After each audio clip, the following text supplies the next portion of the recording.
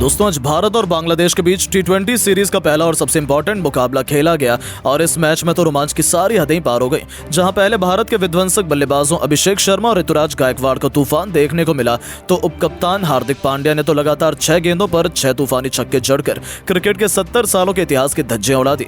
इतने नहीं, तूफानी बल्लेबाजी के बाद जख्मों पर नमक छिड़कते हुए भारत के खतरनाक गेंदबाजों ने एक बार फिर से अपनी आग उगलती हुई गेंदबाजी से बांग्लादेश को ढेर कर दिया। तो ऐसे में आज हम आपको इस वीडियो में बताएंगे भारत और बांग्लादेश के पहले टी20 का रोंगटे खड़े कर देने वाला पूरा हाईलाइट। तो ऐसे में आप इस वीडियो को अंत तक जरूर देखिएगा, लेकिन इससे पहले अगर आप भी टीम इंडिया के बहुत बड़े फैन हैं तो आप इस वीडियो को एक लाइक जरूर कर लीजिए। दोस्तों जैसा कि आप सभी तो जानते हैं कि भारत और बांग्लादेश के बीच 3 मैचों की रोमांचक टी20 सीरीज का शुभारंभ धमाकेदार तरीके से हो चुका है। इसके पहले ही टी20 मैच में रोमांच की सारी हदें पार हो गई जब यह रोमांचक पहला टी20 मैच मुंबई के वानखेड़े स्टेडियम पर शुरू हुआ।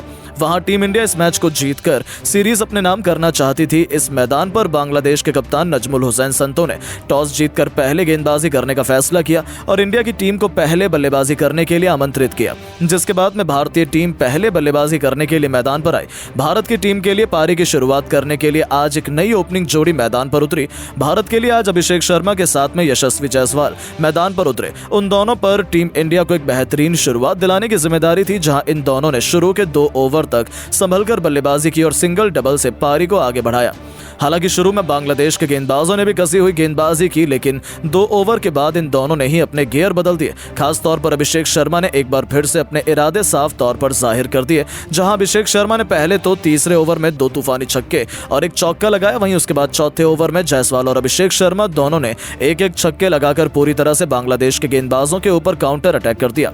इन दोनों की बल्लेबाजी से पूरी तरह से बांग्लादेश दबाव में दिख रही थी। वहीं पावर प्ले के अंतिम ओवर में अभिषेक शर्मा ने एक बार फिर से शाकिब अल हसन को टारगेट किया और इस ओवर में भी अभिषेक शर्मा ने 2 लगाकर स्टेडियम पार गगनचुंबी छक्का ठोककर अपनी हाफ सेंचुरी पूरी कर ली। सिर्फ 19 गेंदों पर इस तरह से पावर प्ले के समाप्त होने तक भारत की टीम ने 71 रन बना लिए थे। अब कहीं ना कहीं जायसवाल और अभिषेक की ये साझेदारी भारत को एक बड़े स्कोर तक ले जा रही थी, लेकिन 8वें ओवर में मुस्तफिजुर रहमान ने आखिरकार भारत को पहला झटका दे ही दिया। जी हां, मुस्तफिजुर ने जायसवाल को आउट कर अपनी टीम को पहली सफलता दिलाई। जहां आपको बता दें कि जायसवाल ने भारत के लिए 15 गेंदों पर 23 रन की पारी खेली, जिसके बाद में बल्लेबाजी करने उतरे कप्तान सूर्य कुमार यादव, जहां सूर्य ने जरूर आते ही कुछ बेहतरीन टाइमिंग भरे शॉट लगाए और 9वें ओवर में टीम के स्कोर को 100 रन के पार पहुंचा दिया। आज तो सूर्य भी काफी अच्छी लय में दिख रहे थे और कड़क शॉट खेल रहे थे। फैंस भी भारत की बल्लेबाजी का भरपूर आनंद उठा रहे थे। इस तरह से 10 ओवर की समाप्ति तक इंडिया ने 108 रन बनाए, लेकिन उसके बाद में कुछ ऐसा हुआ जो किसी भी भारतीय ने नहीं सोचा था। जी हां दोस्तों, पारी के 11वें ओवर में भारत को 2 बड़े झटके लग गए। सबसे पहले इस ओवर की पहली गेंद पर कप्तान सूर्य बड़ा शॉट लगाने के लिए गए, लेकिन उनको शाकिब अल हसन ने अपने जाल में फंसा लिया और भारत को दूसरा झटका दे दिया।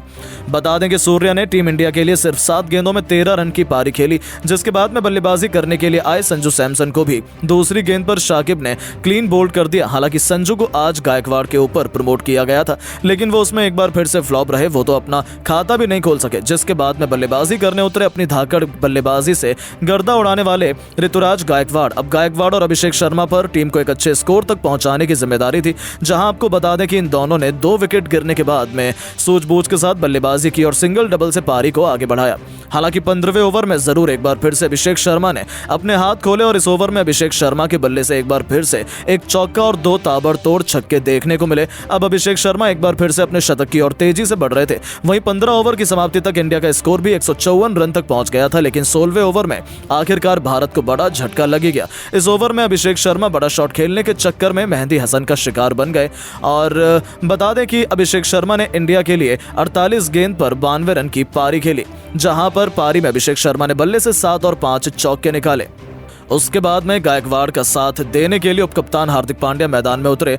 इनको बखूबी पता था कि इनको लास्ट में कैसे बल्लेबाजी करनी है। जहां आपको बता दें कि आते ही पांड्या ने दूसरी गेंद पर एक गगनचुंबी छक्का जड़ दिया और अपने इंटेंट साफ जाहिर कर दिया, जिसके बाद गायकवाड़ ने भी अपने हाथ खोले और 17वें ओवर में गायकवाड़ के बल्ले से 3 टाइमिंग भरे चौके निकले। वहीं हार्दिक और गायकवाड़ ने 18वें ओवर में अपनी टीम के स्कोर को भी 200 रन के पार पहुंचा दिया। अब कहीं ना कहीं पूरी तरह से बांग्लादेश बैकफुट पर नजर आ रही थी, जिसके बाद अंतिम 2 ओवर में इन दोनों दोनों ने जो बल्लेबाजी की वो वाकई में देखने लायक थी।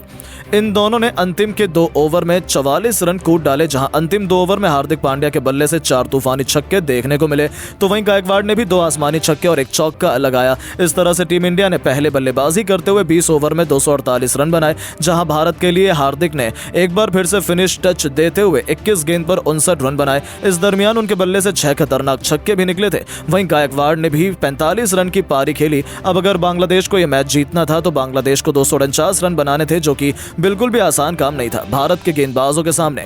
जिसके बाद में जब बांग्लादेश की टीम इस लक्ष्य का पीछा करने के लिए आई तो उनको आज एक बेहतरीन और ताबड़तोड़ शुरुआत चाहिए थी, क्योंकि लक्ष्य काफी बड़ा था, लेकिन लक्ष्य का पीछा करने उतरी बांग्लादेश की शुरुआत काफी ज्यादा खराब रही। पहले ही ओवर में तंजीद हसन को अर्शदीप सिंह ने इन स्विंग गेंद डालकर क्लीन बोल्ड कर दिया और इंडिया को पहली सफलता दिलाई, जहां आपको बता दें कि तंजीद अपना खाता भी नहीं खोल पाए। जिसके बाद में बैटिंग करने के लिए शाकिब अल हसन ने आते ही भारत के गेंदबाजों पर काउंटर अटैक किया और उनका साथ लिटन दास ने किया।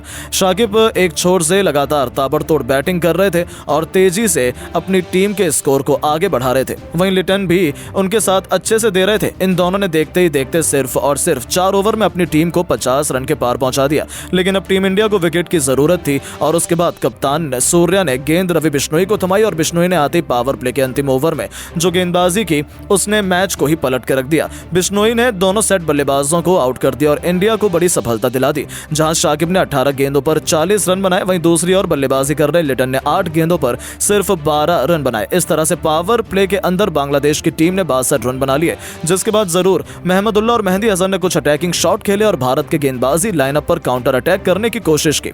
खास तौर पर आज रजा काफी अटैकिंग बैटिंग कर रहे थे और भारत के हर गेंदबाज के खिलाफ बड़ा शॉट खेल रहे थे। हालांकि इंडिया के पास में काफी रन थे। महमदुल्लाह और मेहदी हसन ने 10 ओवर तक बांग्लादेश की टीम को 100 रन के पार भी पहुंचा दिया था। अब इन दोनों की कम से कम 15 से 16 की रन रेट से हर ओवर में रन बनाने थे, जो कि बेहद ही मुश्किल था। जहां 10 ओवर के अंदर बड़े शॉट खेलने के चक्कर में बांग्लादेश के बल्लेबाज लगातार अंतराल पर भारत के गेंदबाजों के जाल में फंसते चले गए। खास तौर पर रवि बिश्नोई और सुंदर ने बांग्लादेश की लगभग पूरी टीम को समेट दिया। जहां आपको बता दें, पहले तो 13वें ओवर में बिश्नोई ने 2 झटके दिए बांग्लादेश को। उन्होंने महमदुल्लाह को 30 रन के निजी स्कोर पर आउट कर दिया और इसी ओवर में मेहदी हसन को भी 13 रन के स्कोर पर एलबीडब्ल्यू कर दिया। जिसके बाद 15वें ओवर में सुंदर ने 2 झटके और बांग्लादेश को दे दिए, जहां बांग्लादेश का पूरा बल्लेबाजी क्रम ताश के पत्तों की तरह बिखर रहा था। हालांकि उनके बल्लेबाजों ने लड़ाई तो लड़नी चाहिए, लेकिन वो अपनी टीम को सिर्फ 175 रन तक ही पहुंचा सके और भारत की टीम ने यह मैच बड़ी आसानी से एक तरफ अंदाज में जीत लिया। आपको बता दें, यह सिर्फ एक प्रैक्टिस मैच था, बाकी रियल मैच पहला T20 बहुत जल्द खेला जाएगा, जिसे आप बिल्कुल भी मिस नहीं करना चाहेंगे। लेकिन दोस्तों, अब आपको क्या लगता है कि पहले T20 मैच में टीम इंडिया जीत हासिल कर पाएगी या नहीं? अपनी कीमती राय नीचे कमेंट करके जरूर बताएं और ऐसी शानदार खबरों के लिए चैनल को सब्सक्राइब जरूर करें। धन्यवाद।